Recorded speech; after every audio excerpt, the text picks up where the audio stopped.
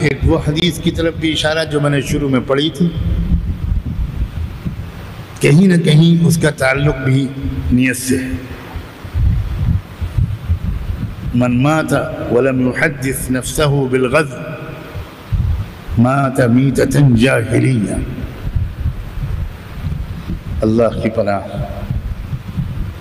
جو شخص زندگی بھر اس طرح جیے اور مر جائے کہ اس کے دل میں یہ کوئی تمنا ہی نہیں آئی کہ اللہ کے کلمے کو بلند کرنے کے لیے میں بھی قربان ہوں، میں بھی کسی ایسی مہم میں شریک ہوں جس کا مقصد میرا اور میری قوم کا کلمہ بلند کرنا نہیں، اللہ کا کلمہ بلند کرنا۔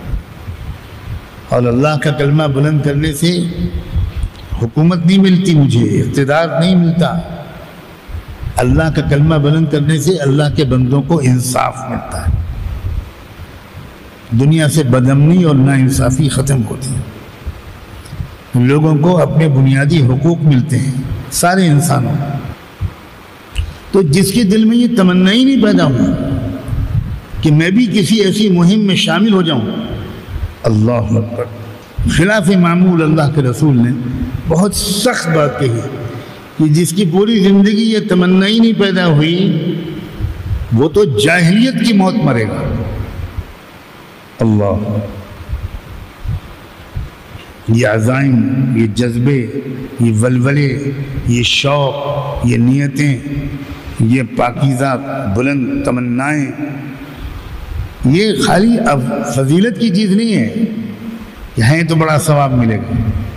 حضور تو یہ فرما رہے ہیں کہ اگر یہ عزائم نہیں ہے تمہارے اندر تو چاہے جتنی تم نیکیاں کرتے رہو، موت جاہلیت والی مرو گے۔ اللہ اکبر۔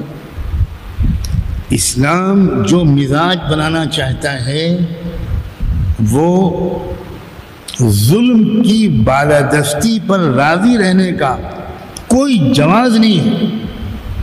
آدمی ظلم کو بدل نہ پائے، کامیاب نہ ہو پوری طرح، اس میں کوئی حرج نہیں، کوشش بھی نہ کر پائے تب بھی اللہ معاف کرے، لیکن تمنا بھی نہ رکھے، یہ معاف نہیں۔ اب اس سے زیادہ رعایت اللہ